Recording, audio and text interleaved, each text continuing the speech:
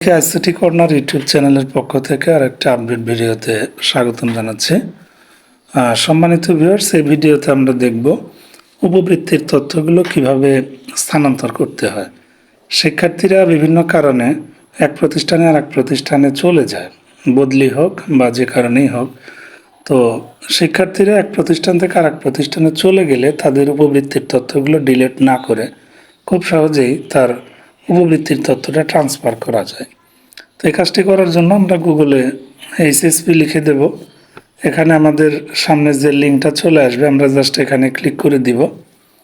এখানে প্রধানমন্ত্রী শিক্ষা সহায়তা ট্রাস্ট ক্লিক করে দিলে আমাদের সামনে এরকম ইন্টারফেস আসবে। তো আমি যেহেতু মোবাইল থেকে কাজটি দেখাচ্ছি, সুতরাং আমাদের মোবাইলটাকে আগে ডেস্কটপ মোড করে নিতে হবে। তো এই যে এখানে 3 ডট দেখছেন, আমরা এই 3 ডটে ক্লিক করে দিব।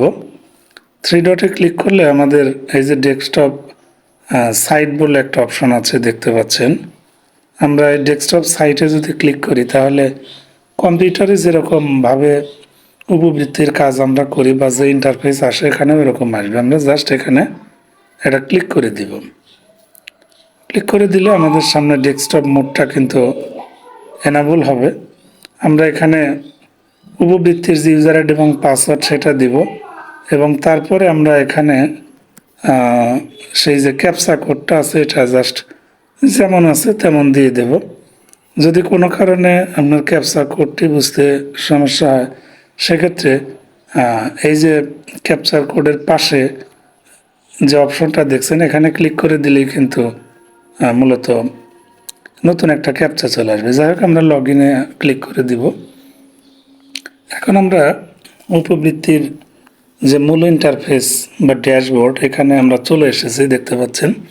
আমাদের এখান থেকে একটু বাম পাশে ড্যাশবোর্ড যেখানে লেখা রয়েছে, ঠিক এখানে আমাদের উপবৃত্তিপ্রাপ্ত যে শিক্ষার্থী, এখানে আমাদের মূলত ক্লিক করে দিতে হবে।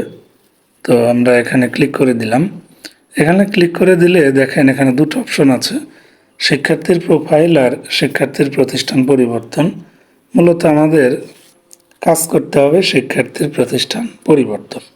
এখানে একটা বিষয় মনে রাখা জরুরি যে শিক্ষার্থীর প্রতিষ্ঠান পরিবর্তন করবে কে।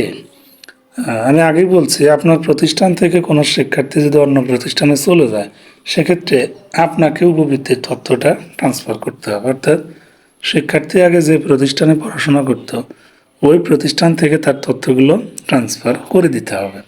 এজন্য শিক্ষার্থীর কাছ থেকে প্রয়োজনীয় তথ্য নেবেন, সে কোন স্কুলে আসলে এখন ভর্তি হয়েছে, কোন উপজেলা, কোন জেলা, প্রতিষ্ঠানের নাম কি, এই তথ্যগুলো নেবেন এবং সেগুলো একটা রেজিস্টারে লিপিবদ্ধ করে রাখবেন। যাই হোক, আপনারা দেখতে পাচ্ছেন শিক্ষার্থীর প্রতিষ্ঠান পরিবর্তন বলে একটা অপশন চলে এসেছে, এই যে দেখেন। তো এখানে শিক্ষার্থী বর্তমানে যে প্রতিষ্ঠানে পড়াশোনা করছে তার তথ্যগুলো এখানে আপনারা দেখতে পাচ্ছেন। এগুলো যেমন আছে তেমনই থাকবে। আপনাদের একটু নিচে যেতে হবে।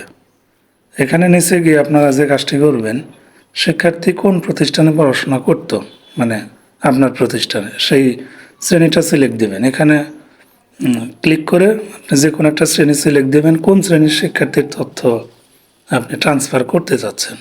উদাহরণ হিসেবে আমি সপ্তম শ্রেণীর একজন শিক্ষার্থীর তথ্য ট্রান্সফার করব, এই জন্য সপ্তমের উপর আমি এখানে ক্লিক করে দিব। ক্লিক করে দিলাম। ক্লিক করে দেওয়ার পর আমরা যে কাজটি করব, এখানে দেখতে পাচ্ছেন যে খুঁজুন বলে একটা, আমরা এখানে খুঁজুনে ক্লিক করে দিব। খুঁজুনে ক্লিক করে দিলে তার তথ্যগুলো চলে আসবে। তথ্যগুলো আসার পর আমরা যে শিক্ষার্থীর তথ্য ট্রান্সফার করব, এই শিক্ষার্থীর উপর ক্লিক করব।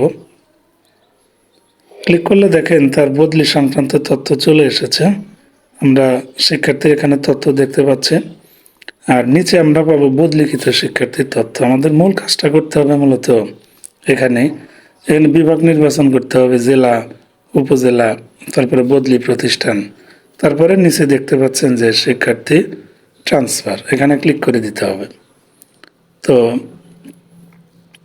আমি ক্লিক করে দিচ্ছি। এখানে বিভাগ সিলেক্ট করব, যে জেলায় যাবে সেই জেলা সিলেক্ট করব, উপজেলা সিলেক্ট করব, তারপরে প্রতিষ্ঠান সিলেক্ট করব।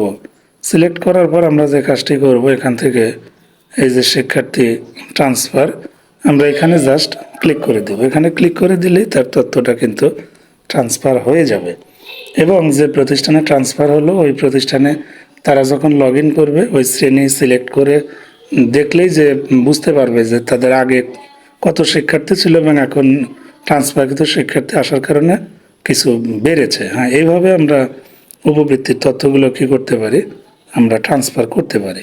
তো আপনি যদি মনে করেন যে আপনি ট্রান্সফার করবেন না, সেক্ষেত্রে আপনি এখানে যে ক্লোজ অপশনটা রয়েছে এই ক্লোজ অপশনে ক্লিক করলেই মূলত এখান থেকে বের হতে পারবেন। তো এভাবেই আপনারা একজন উপবৃত্তিপ্রাপ্ত শিক্ষার্থীর তথ্য খুব সহজেই আর এক প্রতিষ্ঠানে ট্রান্সফার করতে পারবেন। তো ভিডিওটি দেখার জন্য সবাইকে ধন্যবাদ।